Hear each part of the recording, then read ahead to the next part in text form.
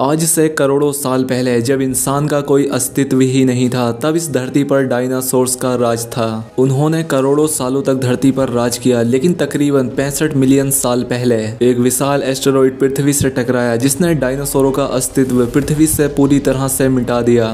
और आज ये इस फिल्म की कहानी कुछ इसी घटना पर आधारित है। फिल्म की शुरुआत होती है और हमें बताया जाता है कि ये दुनिया अनंत है, इसका कोई अंत नहीं है, ये बहुत बड़ी है और बिल्कुल हमारी ही पृथ्वी की तरह एक और प्लेनेट है जिसका नाम है सोमरेस। उनकी बिल्कुल हमारी ही जैसी दुनिया थी और वो काफी एडवांस्ड टेक्नोलॉजी के मालिक थे। वो वहां पर आराम से रह रहे थे। हालांकि ये वक्त 65 मिलियन साल पहले का था, लेकिन सोमरेस के लोग इतने एडवांस्ड थे कि वो तब भी किसी दूसरे प्लेनेट पर जा सकते थे। इसके बाद हम इस मूवी के मेन कैरेक्टर माइल्स को देखते हैं, जो कि यहाँ पर अपनी बेटी और अपनी वाइफ के साथ रहा करता था। माइल्स अपनी बेटी और अपनी वाइफ के साथ समुद्र के किनारे बीच पर आया हुआ था। उसकी बेटी को एक ऐसी बीमारी थी जो कि जानलेवा थी और उसके इलाज कराने के लिए माइल्स के पास उतने पैसे नहीं थे और इसीलिए वो एक स्पेस मिशन पर जाने का फैसला करता है, क्योंकि वो एक पायलट था। तो इसीलिए वो अपने साथ अपने कुछ साइंटिस्ट साथियों को लेकर एक दूसरे प्लेनेट की खोज में जाने वाला था। उसका ये मिशन 2 साल का था और इस मिशन से उसे जो पैसे मिलेंगे उससे वो अपनी बेटी का इलाज कराएगा।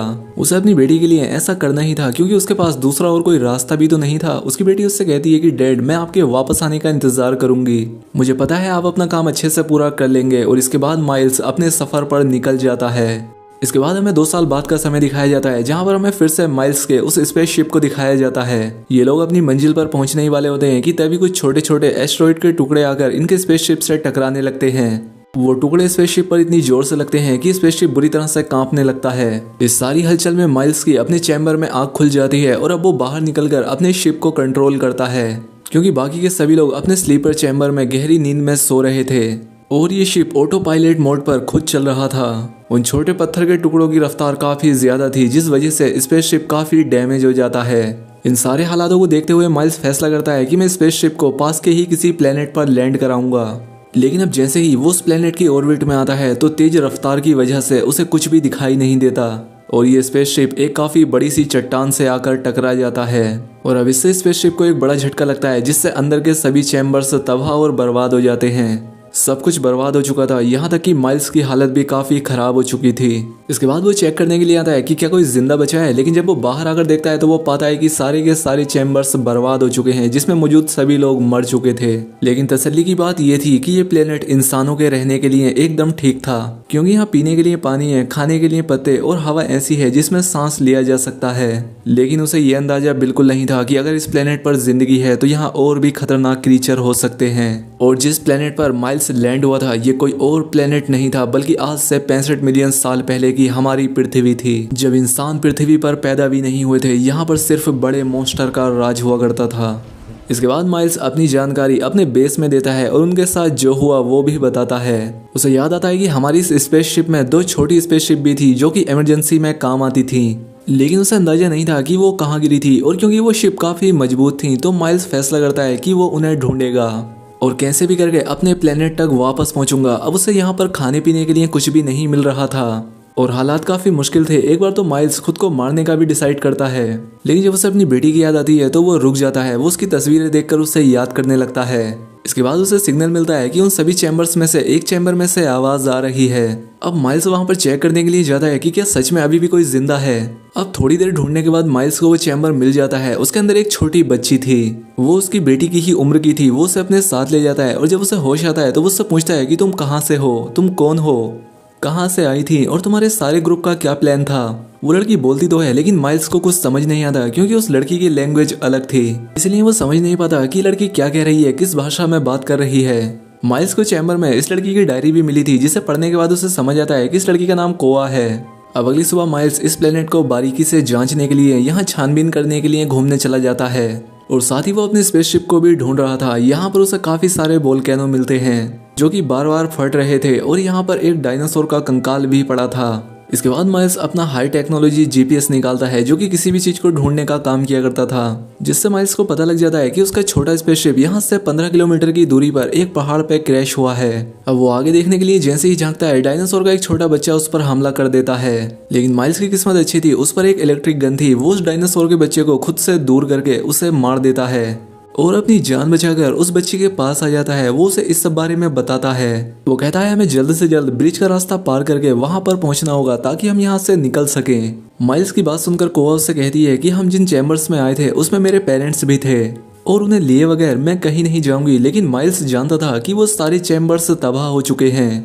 वो उस बच्ची को ये बात ना बताते हुए उसे समझाता है, लेकिन कोआ उसकी कोई भी बात सुनने को तैयार ही नहीं थी। इसीलिए माइल्स उससे झूठ बोल देता है कि तुम्हारे पेरेंट्स भी उसी पहाड़ पर हैं, तो जल्द से जल्द मेरे साथ चलो, हमें वहां पर पहुंचना होगा। अब इसीलिए कोआ मान जाती है और ये अपनी पूरी तैयारी के साथ अपनी मंजिल के लिए निकल पड़ते हैं। लेकिन जितना आसान ये रास्ता लग रहा था उतना ही खतरनाक और खतरों से घिरा हुआ था, क्योंकि इस समय में ना सिर्फ चलने वाले बल्कि उड़ने वाले डायनासोर्स भी थे और न जाने किस किस तरह की मखलूकात थी जो कि इन पर कभी भी हमला कर सकती थी। अब ये दोनों किसी तरह से छिपते छिपाते एक बड़े से मैदान से होते हुए एक जंगल में आ जाते हैं और यहाँ पर होते हैं भयानक डायनासोर जो कि इन्हें देख लेते हैं। वो इन पर हमला करने लगते हैं। अब माइल्स अपनी इलेक्ट्रिक गन निकालकर उन पर शूट करता है और वो अपना और कोआ का बचाव कर रहा था। खैर अभी लोग किसी तरह से यहाँ से बचकर आगे जाते हैं, जहाँ पर इन्हें एक झरना मिलता है। यहाँ पर ये अपना हाथ मुंह धोकर थोड़ा आराम करते हैं। इसके बाद माइल्स एक पेड़ पर चढ़ता है और अपना जीपीएस निकालकर पता करता है कि अब उनका स्पेसशिप कितनी दूरी पर रह गया है। लेकिन तभी अचानक से टहनी टूट जाती है और माइल्स जोर से जमीन पर आकर गिरता है, जिससे उसका एक हाथ डिसलोकेट हो जाता है, जिससे उसे काफी दर्द हो रहा था। और उस टहनी के टूटने की आवाज सुनकर यहाँ पर कुछ भयानक डायनासोर्स आने लगते हैं। अब वो माइल्स को जैसे ही मारने के लिए आते हैं कि माइल्स के पास कुछ बॉम्ब्स होते हैं जिन्हें वो उन डायनासोर्स के ऊपर ब्लास्ट करता है, जिनसे वो मरने लगते हैं। यहाँ पर माइल्स इस तरह से अपना बचाव कर रहा था और कोआ एक दूसरी जगह पर जाकर एक पेड़ की टहनी के पीछे छिप जाती है। लेकिन तभी कोआ को एहसास होता है कि वो गलत जगह पर आ गई है, क्योंकि ये जगह तो उड़ने वाले क्रीचर्स का ठिकाना थी। तो अब इसीलिए कोआ उन्हें देखकर यहाँ से दूसरी जगह पर जाने लगती है। लेकिन इससे आवाज पैदा हो जाती है और एक उड़ने वाला डायनासोर उसे देख लेता है, जो कि धीरे धीरे उसकी तरफ बढ़ने लगता है। वो काफी डर गई थी क्योंकि अब बचने का कोई रास्ता नहीं था और डायनासोर काफी करीब आ गया था। वो एकदम से हमला करके उसके कपड़े पकड़ लेता है और गोवा को खींचकर अपने साथ ले जाने लगता है। लेकिन माइल्स ऐसा होते हुए देख लेता है। वो डायनासोर का पीछा करता है और उसे शूट करके कोआ की जान बचा लेता है। वो इस सब से काफी डर गई थी, इसीलिए माइल्स उसे अपनी पीठ पर उठाकर उस पहाड़ की तरफ जाने लगता है, क्योंकि उसे कोआ में कहीं ना कहीं अपनी बेटी नजर आ रही थी, जिसे कि 2 साल पहले वो अपने प्लेनेट पर छोड़कर आया था। अब क्योंकि इन्हें चलते चलते रात हो जाती है और रात में चलना खतरे से खाली नहीं था, इसलिए ये लोग एक केव में जाकर रात गुजारने का फैसला करते हैं। यहाँ पर माइल्स दोबारा से अपना जीपीएस चेक करता है कि अब उनका स्पेसशिप कितनी दूर रह गया है। लेकिन यहाँ पर जो चीज माइल्स को पता लगती है उसे जानकर इनके होश उड़ जाते हैं, क्योंकि स्पेस में जो चट्टानों के टुकड़े माइल्स के स्पेसशिप से आकर टकराए थे वो अब पृथ्वी पर गिरने वाले थे, जिससे होगा ये कि सारे डायनासोर्स और पृथ्वी पर जो भी चीज है वो सब कुछ तबाह हो जाएंगे। वो सारी चीजें राख में बदल जाएंगी। वो ये सारी चीजें समझ गया था और वो कोआ को भी इस बारे में बताता है। अब सुबह में ये लोग जैसे ही यहाँ से निकलने वाले थे कि एक बड़ा सा डायनासोर आकर उन पर हमला कर देता है, जिससे बचने के लिए ये लोग उस केव के और अंदर आ जाते हैं। यहाँ पर आकर उन्हें एक सुरंग मिलती है जिसका साइज काफी छोटा था और अब इसीलिए माइल्स यहाँ पर बॉम्ब से धमाका करता है, जिससे छेद सिर्फ इतना बड़ा होता है कि यहाँ से कोआ गुजर सकती थी, लेकिन माइल्स नहीं। अब वो तो निकल जाती है लेकिन माइल्स अंदर ही रह जाता है, जिससे कि यहाँ पर एक और डायनासोर माइल्स पर हमला कर देता है। लेकिन माइल्स के पास जो इलेक्ट्रिक गन थी वो उससे उस डायनासोर पर शूट करके खुद को बचा लेता है और जैसे तैसे वो सुरंग से बाहर आ गया था। लेकिन बाहर आकर उसे कोआ कहीं भी दिखाई नहीं देती। वो आसमान से बहुत सारे चट्टानों के टुकड़े धरती की तरफ आते हुए देख रहा था, जिसका मतलब ये था कि इन लोगों को जल्द ही इस प्लेनेट को छोड़ना होगा, वरना ये लोग मारे जाएंगे। और अब इसीलिए वो जल्दी से उस तरफ भागने लगता है जहां वो स्पेसशिप था, लेकिन वो गलती से एक दलदल में गिर जाता है। वो निकलने की बहुत कोशिश करता है लेकिन वो दलदल उससे निकलता जा रहा था। यहाँ तक कि वो कोआ को भी आवाज लगाता है, लेकिन अब बचने की कोई भी उम्मीद नजर नहीं आ रही थी। अब इससे पहले वो पूरी तरह से डूब जाता, कोआ यहाँ पर आ जाती है और उसकी मदद करने लगती है। वो पेड़ की एक टहनी माइल्स की तरफ झुका देती है, जिसे पकड़कर वो जैसे तैसे बाहर आ जाता है। बाहर आते ही वो कोआ को जोर से गले लगा लेता है, क्योंकि आज वो मरने ही वाला था, लेकिन कोआ ने उसे बचा लिया।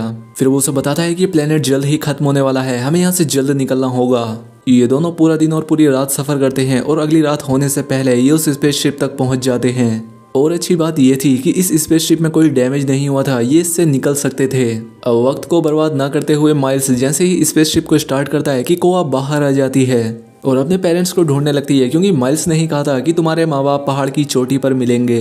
लेकिन जल्द ही उसे समझ आ जाता है कि माइल्स ने उससे झूठ कहा था, क्योंकि उस हादसे में सभी चैम्बर्स बर्बाद हो गए थे जिसमें कोआ के मॉम डैड भी मारे गए। अब माइल्स उस बच्ची को शांत करने की कोशिश करता है, लेकिन वो काफी नाराज थी, इसलिए माइल्स उसे सच बता देता है कि तुम्हारे मॉम डैड मारे जा चुके हैं। इसलिए माइल्स उससे माफी मांगता है और कहता है कि मैंने ये सब तुम्हारी और अपनी जान बचाने के लिए किया और अब हमें भी यहाँ से जल्द निकलना चाहिए क्योंकि ये प्लेनेट खत्म होने वाला है।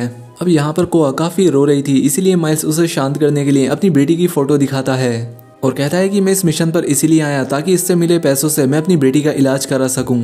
उसे एक जानलेवा बीमारी है और अगर अब मैं टाइम पर ना पहुंच सका तो वो मर जाएगी। माइल्स कोआ को भी अपनी बेटी की तरह समझ रहा था और वो उसकी भी जान किसी भी तरह से बचाना चाहता था। कोआ उसकी बातें सुनकर इमोशनल हो जाती है और उसके गले लगकर रोने लगती है और अब इसके बाद वो स्पेसशिप में जाकर बैठ जाते हैं, लेकिन इससे पहले वो यहाँ से निकल पाते कि उन चट्टानों का हमला हो जाता है और साथ ही ने यहाँ पर दो बड़े बड़े डायनासोर्स ने भी देख लिया था जो यहाँ आकर इनके स्पेसशिप पर हमला करके इन्हें रोकने की कोशिश करते हैं। माइल्स ये बात जानता था कि अगर हम यहीं पर रुके रहे तो ये डायनासोर हम पे हमला करके हम दोनों को ही मार देंगे, इसलिए वो स्पेसशिप से बाहर जाकर डायनासोर्स का ध्यान अपनी तरफ करता है ताकि कोआ की जान बच सके। अब एक डायनासोर जैसे ही माइल्स के पास आता है, माइल्स उस पर अपनी इलेक्ट्रिक गन से शूट करके उसे मार देता है, लेकिन अभी एक और डायनासोर जिंदा था। वो तेजी से माइल्स की तरफ बढ़ने लगता है। माइल्स को लगने लगता है कि शायद ये डायनासोर उससे मार देगा, क्योंकि उसकी गन की बैटरी लो हो चुकी थी, वो दोबारा से लोड नहीं हो रही थी। डायनासोर उसके काफी करीब आ गया था, लेकिन इसी बीच स्पेसशिप में बैठी कोआ अपना दिमाग चला देती है। वो एक वीडियो प्ले कर देती है। जैसे ही डायनासोर का ध्यान भटकता है, माइल्स को वहां से भागने का मौका मिल जाता है, लेकिन जब डायनासोर को उस वीडियो प्रोजेक्टर से कुछ नहीं मिलता तो वो फिर से माइल्स के पीछे पड़ जाता है। और अब ये प्लेनेट भी तबाह होने वाला था, क्योंकि यहाँ की सारी वोल्केनो फटने लगी थी और चट्टानों के टुकड़े नीचे गिर रहे थे। डायनासोर माइल्स का पीछा कर रहा था। माइल्स को समझ नहीं आ रहा था कि इस डायनासोर से कैसे छुटकारा पाया जाए। तभी उसे एक आइडिया आता है। वो जमीन से निकलने वाले उन वोल्केनोस की तरफ भागना शुरू कर देता है और अब जैसे ही वो वोल्केनो फटता है, डायनासोर उसकी चपेट में आ जाता है, लेकिन उसकी स्किन इतनी मोटी थी कि उस पर कोई ज्यादा फर्क नहीं पड़ता, लेकिन वो इससे थोड़ा जख्मी हो जाता है। अब डायनासोर को और गुस्सा आ गया था। वो माइल्स को मारने के लिए उसकी तरफ बढ़ता है। अब माइल्स भी अपनी मौत को गले लगाने वाला था, क्योंकि उसके पास भी पीछे हटने के लिए कोई जगह नहीं थी। वो उसे मारने ही वाला था कि तभी यहाँ पर एक बार और कोआ आ जाती है। वो एक लकड़ी को उस डायनासोर की आंख में घुसा देती है और अब क्योंकि उसे कुछ दिखाई नहीं दे रहा था, इसलिए वो एक बड़े वोल्केनो के पास आ जाता है और अब वो जैसे ही फटता है, उसके अंदर मौजूद तेजाब और लावा डायनासोर को अपनी लपेट में ले लेता है और उससे गला देता है और इस तरह से वो मारा जाता है। अब माइल्स की जान बच गई थी। इसके बाद ये दोनों जल्दी से स्पेसशिप में जाकर बैठ जाते हैं। माइल्स जल्दी से अपने प्लेनेट की लोकेशन डालकर यहाँ से निकल जाता है। इस बीच कुछ छोटे पत्थर के टुकड़े इनके स्पेसशिप से आकर भी टकराते हैं, लेकिन ये सही सलामत यहाँ से निकल जाते हैं। वहीं एक बड़ा सा एस्टेरॉयड पृथ्वी पर आकर गिरता है और पृथ्वी पर मौजूद हर एक चीज को तबाह कर देता है और इस तरह से डायनासोर्स का पृथ्वी से अंत हो जाता है। दोस्तों, उम्मीद करता हूँ कि आपको वीडियो पसंद आई होगी। अगर वीडियो अच्छी लगी हो तो वीडियो को लाइक और चैनल पर पहली बार आए हैं तो चैनल को सब्सक्राइब भी कर ले। मिलते हैं हमारी अगली वीडियो में।